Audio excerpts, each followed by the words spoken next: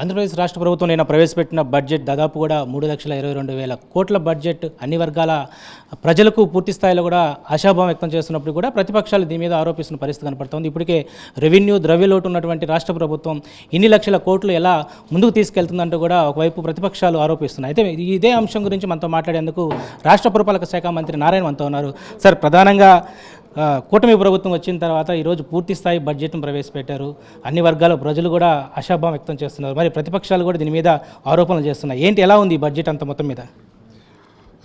నిన్న ఏదైతే బడ్జెట్ ప్రవేశపెట్టారో ఈ బడ్జెట్ అన్ని వర్గాల ప్రజలకు, అటు పేదలు నిరుపేదలకు సంక్షేమ పథకాలు చేస్తూ, అదేవిధంగా రాష్ట్ర భవిష్యత్తును దృష్టిలో పెట్టుకొని యువతకు ఉద్యోగాలు రావాలంటే ఇండస్ట్రీస్ రావాలి, రాష్ట్ర ఆదాయం పెరగాలంటే ఇండస్ట్రీస్ రావాలి, దానికి తగ్గట్టుగా ఇండస్ట్రీస్ కూడా ఇస్తూ, అదేవిధంగా మన రాష్ట్రంలో 65% వ్యవసాయం మీద ఆధారపడి ఉన్నారు.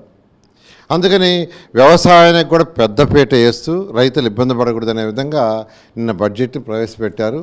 ఇది ముఖ్యమంత్రి గారికి ఉన్న అపార అనుభవంతో తయారు చేసిన బడ్జెట్. అన్ని వర్గాలు హర్షిస్తున్నాయి. అయితే వైసీపీ నాయకులు ఓర్వలేక, ఎందుకనంటే ఎలక్షన్స్కి ముందు ఎన్డీఏ ప్రభుత్వం ఏదైతే మేనిఫెస్టోలో చెప్పిందో అందులో ఆల్రెడీ పెన్షన్స్ 4,000 పెంచి చక్కగా మొదటి నెల నుంచి ఇస్తున్నాం, మొదటి 3 నెలలు అరియర్స్ కూడా ఇచ్చాం. అదేవిధంగా ప్రతి ఆడబిడ్డ ఇంటికి 3 సిలిండర్లు ఇస్తామని చెప్పాం, అవి ఇస్తున్నాం. అయితే ఈ సంవత్సరం అంటే అకాడమిక్ ఇయర్ రేపు June 12th పూర్తవుతుంది. June 12th కొత్త అకాడమిక్ ఇయర్ వస్తుంది.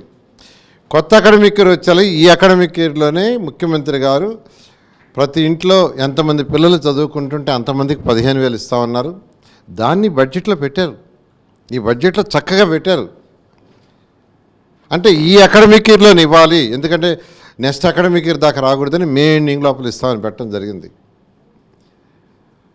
అంతేకాకుండా రైతు సోదరులకు ఏదైతే 20,000 ఇస్తామన్నారు, కేంద్ర ప్రభుత్వం 6,000 ఇస్తే 14,000 మనం వేసి ఇచ్చాం. కౌలు రైతులకైతే పూర్తిగా 20,000 ఇచ్చేటట్టుగా బడ్జెట్లో చక్కగా పెట్టారు. ఈ 2 ఇంప్లిమెంట్ చేస్తున్నారు. అసలు ప్రతిపక్ష నాయకులు భరించలేకపోతున్నారు. ఎలా చంద్రబాబు నాయుడు చేయగలడు? లోటు బడ్జెట్లో ఉండేది ఖజానా అంతా ఖాళీ చేశాం, 10 లక్షల కోట్లు అప్పు చేసి నెత్తిన పడేసి వచ్చేసాం. అట్లాంటిది ఎలా చేయగలడని వాళ్ళు ఓర్వలేక ఏదో మాట్లాడుతున్నారు. వాళ్ళకి ప్రజలు ప్రతిపక్ష హోదా కూడా ఇవ్వాల, ప్రతిపక్ష హోదాలో కూడా మాట్లాడటం లేదు, ఇండివిజువల్ మాట్లాడుతున్నారు. కానీ ఈ ప్రభుత్వం చేతి చూపిస్తుంది. ఇది మాటల ప్రభుత్వం కాదు, చేతల ప్రభుత్వం. అయితే వ్యవసాయం గురించి మీరు మాట్లాడుతున్నారు. ఈరోజు రాష్ట్రం అంతా కూడా ఈరోజు 65% మంది వ్యవసాయం రంగాన్ని ఆనుకున్నటువంటి పరిస్థితిలో ఈరోజు మనం నెల్లూరు జిల్లా విషయానికి వద్దాం. గత 5 ఏళ్ల కాలంలో కూడా రైతులకు రావాల్సినటువంటి అమౌంట్ అంతా కూడా వాళ్ళు డైరెక్ట్ అకౌంట్లకు మళ్లించుకున్నారు. మరి దీని మీద ప్రత్యేక దృష్టి పెట్టబోతున్నారా? ఏంటి, ఎలా జరగబోతుంది అంటారు? అందుకేనండి గత ప్రభుత్వంలో రైతులు చాలా ఇబ్బందులు పడ్డారు. ధాన్యం కొనుగోలులో కానీ, వాళ్ళకి డబ్బులు ఇవ్వటం కానీ, అంటే ధాన్యం కొంటే ధాన్యం అమ్మితే వాళ్ళకి ఎప్పుడో డబ్బులు వచ్చాయి, అది కూడా దళాల ద్వారా. అలా కాకుండా ముఖ్యమంత్రి గారు ముఖ్యమంత్రి కాగానే ఆయన వ్యవసాయం మీద కాన్సన్ట్రేషన్ చేసి రైతులకి పంట తీసుకోగానే 24 గంటల్లో వాళ్ళ అకౌంట్లో ఉండాలని ప్రత్యేకంగా అధికారులకు ఆదేశించారు.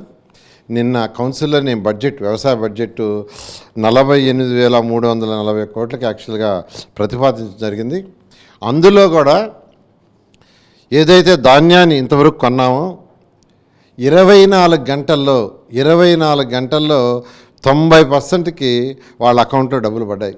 ఒక 10%కి మాత్రమే 48 గంటలు పడ్డాయి. ఈరోజు బ్రహ్మాండంగా రైతులు వాళ్ళ ఆనందానికి హద్దులు లేవు. వాళ్ళు 5 సంవత్సరాలు ఎంత సఫర్ అయ్యారు సార్, ఈ ప్రభుత్వం వచ్చిన తర్వాత మాకు వెంటనే డబ్బులు వచ్చాయని వాళ్ళ ఆనందానికి హద్దులు లేవు. ఇదంతా ముఖ్యమంత్రి గారికి ఉన్న అపార అనుభవంతో ముందుకు పోవడం జరుగుతుంది. మీరు మున్సిపల్ శాఖ మంత్రిగా ఉన్నారు. నిన్న పెట్టినటువంటి బడ్జెట్లో అయితే రాష్ట్ర ప్రభుత్వం సంబంధించి మున్సిపల్ శాఖలో కొన్ని మార్పులు తీసుకొచ్చినట్టుగా తెలుస్తుంది. ఏ మార్పులు, రాష్ట్ర వ్యాప్తంగా కూడా ఎలాంటి అభివృద్ధి నోచుకోబోతుంది? అన్నిటికంటే ముఖ్యమైనదంటే యాక్చువల్గా మున్సిపాలిటీస్లో 123 మున్సిపాలిటీస్ ఉన్నాయి. కేంద్ర చట్టం ప్రకారం కానీ, రాష్ట్ర చట్టం ప్రకారం కానీ మున్సిపాలిటీలో కలెక్ట్ చేసే ఇంటి పన్నులు కానీ, వాటర్ ట్యాక్సెస్ కానీ, బిల్డింగ్ ద్వారా వచ్చే కానీ, లైసెన్స్ ద్వారా వచ్చే కానీ, ఇవన్నీ కూడా వాళ్ళ యొక్క మున్సిపల్ కౌన్సిల్లో పెట్టుకొని చైర్మన్ తర్వాత కౌన్సిల్ మెంబర్స్ అందరూ డిస్కస్ చేసుకొని ఎక్కడ రోడ్లు వేయాలా, ఎక్కడ బడ్జెట్ ఎంత, లైట్లు ఎక్కడ వేయాలా దానికి ఎంత, వాటర్ కనెక్షన్స్ ఎక్కడ దానికి ఎంత, టాయిలెట్స్ ఎక్కడ కట్టాలా, కమ్యూనిటీ హాల్స్ ఎక్కడ కట్టాలా అని డిసైడ్ చేసుకొని వాళ్ళు ఖర్చు పెట్టుకోవాలి. అది యాక్చువల్గా కేంద్ర చట్టం, రాష్ట్ర చట్టం. కానీ గత ప్రభుత్వం సిఎఫ్ఎంఎస్లో పెట్టిన దాన్ని ఇష్టం వచ్చినట్టు డైవర్ట్ చేసింది. ఇష్టం వచ్చినట్టు అంటే ప్రజలు కట్టిన సొమ్ముని వాళ్ళ ఖర్చు పెట్టకుండా డైవర్ట్ చేసేసి నాశనం చేసింది. దాంతో ఆఖరాకి మున్సిపాలిటీస్లో వాళ్ళు బ్లీచింగ్ పౌడర్ కొని ఖర్చు పెట్టలేని పరిస్థితికి వచ్చింది. దానికి ముఖ్యమంత్రి గారు చెప్పటం, ముఖ్యమంత్రి గారు వెంటనే దాన్ని స్పందించి రేపు ఏప్రిల్ 1 నుంచి ఏ మున్సిపాలిటీ కలెక్షన్స్ ఆ మున్సిపాలిటీలోనే వాళ్ళు ఉంచుకొని కౌన్సిల్లో రిజర్వేషన్ పాసుకొని వాళ్ళే ఖర్చు పెట్టుకునే వెసులుబాటు ఇచ్చారు. ఖచ్చితంగా ముఖ్యమంత్రి గారికి కొన్ని అపారవృతం చేసింది. ముఖ్యమంత్రి గారికి రాష్ట్ర ప్రజల తరఫున ప్రత్యేకమైన ధన్యవాదాలు తెలియజేస్తున్నాను. సార్, అయితే ప్రధానంగా వైసీపీకి చెందినటువంటి అనేక మంది ఇప్పుడు కూటమి ప్రభుత్వం వచ్చిన తర్వాత వైసీపీ నేతలు పిన్నెల రామకృష్ణ అయ్యుండొచ్చు, వంశీ అయ్యుండొచ్చు, అదేవిధంగా నిన్న పోసాని మురళీకృష్ణపై ఏదైతే చేస్తున్నటువంటి అరెస్టులను కూడా ఖండిస్తున్నారు. మీరేమంటారు వీటన్నిటి మీద? అంటే యాక్చువల్గా తెలుగుదేశం ప్రభుత్వం ఉన్నప్పుడు వాళ్ళు ఎవరినంటే వాళ్ళు తెల్లవారు 4కి 3కి అరెస్ట్ చేసేసిపోయేవాళ్ళు.